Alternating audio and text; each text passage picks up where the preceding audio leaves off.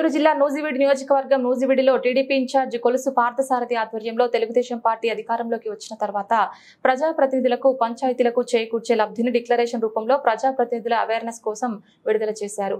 ఈ కార్యక్రమంలో అక్కినేని చందు, గోగినేని రామకృష్ణ, శివశంకర్రావు, గద్దె రఘుబాబు తదితరులు పాల్గొన్నారు. సందర్భంగా మాట్లాడుతూ ఈ ప్రభుత్వం పంచాయతీలను నిర్వీర్యం చేసిందని, పంచాయతీ సర్పంచ్ల ప్రమేయం లేకుండా నిధులను లాగేసుకుని అభివృద్ధి కుంటుపడేలా చేసిందని, వాలంటీర్ వ్యవస్థ తెచ్చి సర్పంచ్లను అధికారులను హరించిందని, కాబట్టి తెలుగుదేశం ప్రభుత్వాన్ని గెలిపించుకోవాల్సిన ఆవశ్యకత ఎంతైనా ఉందని అన్నారు.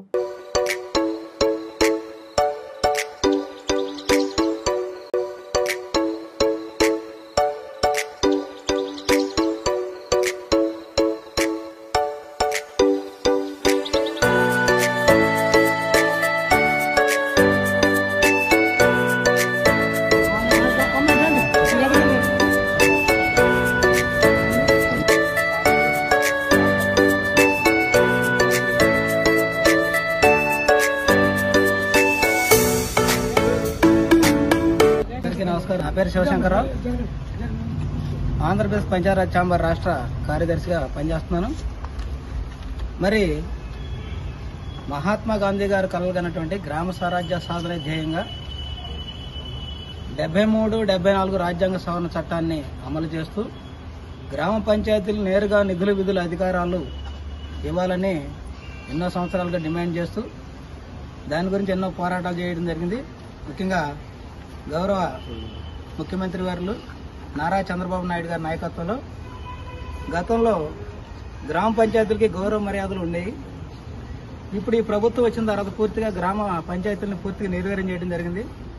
ముఖ్యంగా కేంద్ర ప్రభుత్వం ఇచ్చినటువంటి 14, 15 ఆర్థిక సంఘ నిధులు 8,660 కోట్లు నేరుగా గ్రామ పంచాయతీ సర్పంచులు మా అకౌంట్లో మాకు తెలియకుండా, మా చెక్ పవర్ సంతకం చేయకుండా, గ్రామ పంచాయతీ తీర్మానం లేకుండా పూర్తిగా ఈ ప్రభుత్వం దొడ్డిదారు లాగేసుకోవటాన్ని తీవ్రంగా ఖండిస్తున్నాం.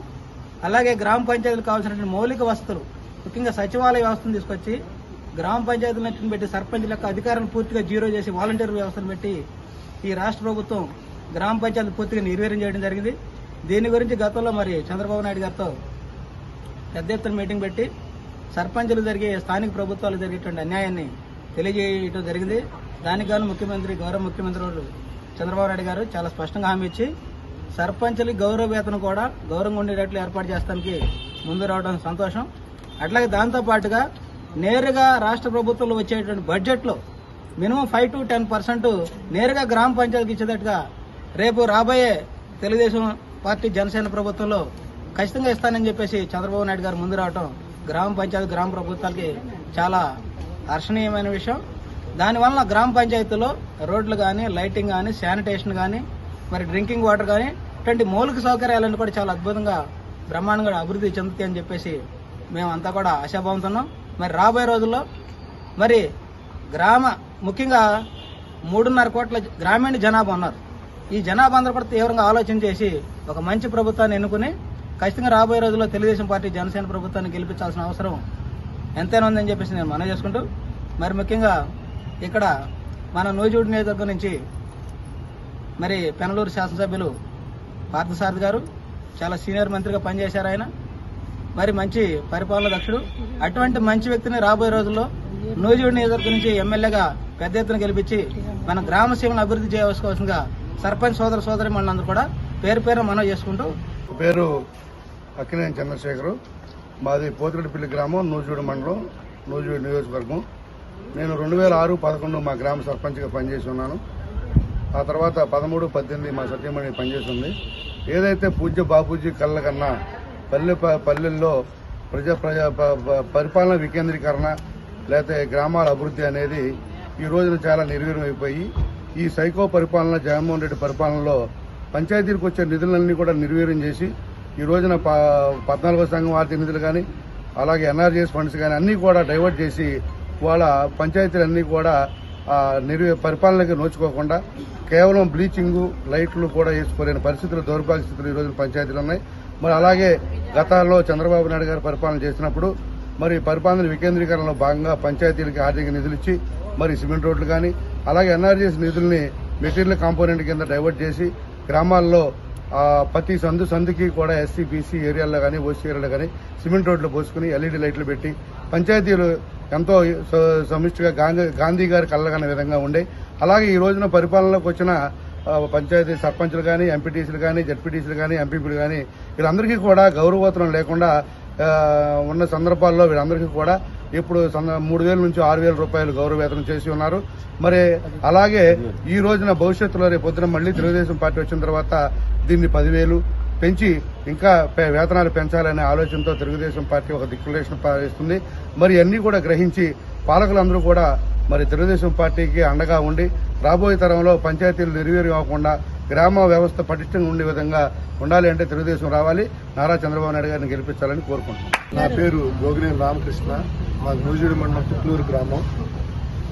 మా నాన్నగారు అంటే పూర్వం 1953 నుంచి మొదలైన పంచాయతీ వ్యవస్థ నుంచి మాకు కంటిన్యూషన్ గా నాన్నగారు చేయటం, తర్వాత మేము గ్రామంలో ఉన్న పరిస్థితుల ప్రకారం ఉన్న రిజర్వేషన్ల వాళ్ళని పెట్టి గెలిపించడం. అంటే స్థానిక సంస్థలు అంటే ఒక దేవాలయాలు అనేది ఒక గాంధీ బాపూజీ గారు చెప్పిన సూత్రం అది. దాన్ని అనుసరించి తర్వాత ఎన్టీ రామారావు గారు కానివ్వండి, చంద్రబాబు నాయుడు గారు కానివ్వండి, వీళ్ళందరూ ఆ స్ఫూర్తితో చేశారు. తర్వాత వచ్చిన గత 5 సంవత్సరాల నుంచి ఉండే ఈ ప్రభుత్వం ఏం పట్టించుకోకుండా ఈ బటన్ నొక్కడం కోసం అని డైరెక్ట్ సెంట్రల్ ప్రభుత్వం కేంద్ర ప్రభుత్వం నుంచి వచ్చిన నిధులను కూడా వాళ్లే తీసేసుకుని ఏం చేశారనేది కనీసం చెప్పవలసిన బాధ్యత కూడా లేకుండా నిర్వీర్యం చేసి వదిలిపెట్టారు. కాబట్టి మన చంద్రబాబు నాయుడు గారు మొన్న సర్పంచ్ సంఘాలు వీళ్ళందరూ మీటింగులు పెట్టి 3,000 ఉన్నదాన్ని 10,000 చేశారు. గౌరవ వేతనాలన్నీ కూడా చక్కగా పెంచారు. ఈ గౌరవం ఎట్లా పెంచాము, వేతనాలు గ్రామంలో పంచాయతీలకు కానివ్వండి, మున్సిపాలిటీలకు కానివ్వండి, కౌన్సిలర్లకు కానివ్వండి, ప్రతి ఒక్కరికి ఒక విలువ ఇచ్చి వాళ్ళ స్థానికంగా ఎన్నుకోబడ్డ ప్రజల చేత మంచి అనిపించుకునే విధంగా అంటే స్టార్ రోడ్లు వేయటం, సిమెంట్ రోడ్లు వేయించడం అన్ని చేస్తా అని చెప్పి మాట ఇచ్చారు. కాబట్టి ఈ పంచాయతీ ప్రెసిడెంట్లుగా కానీ, కౌన్సిలర్లుగా కానివ్వండి, కార్పొరేషన్లో కానివ్వండి, మున్సిపాలిటీలో కానివ్వండి ఉన్న ప్రతి వ్యక్తి కూడా చంద్రబాబు నాయుడు గారు ఇచ్చిన డిక్లరేషన్ చక్కగా ఒకసారి చదివి తెలుగుదేశం ప్రభుత్వాన్ని తెచ్చుకుంటే మీ అందరి ఆశయాలు నెరవేరుతాయని ఈ సభాముఖంగా శారద గారి ద్వారా నేను తెలియజేస్తాను.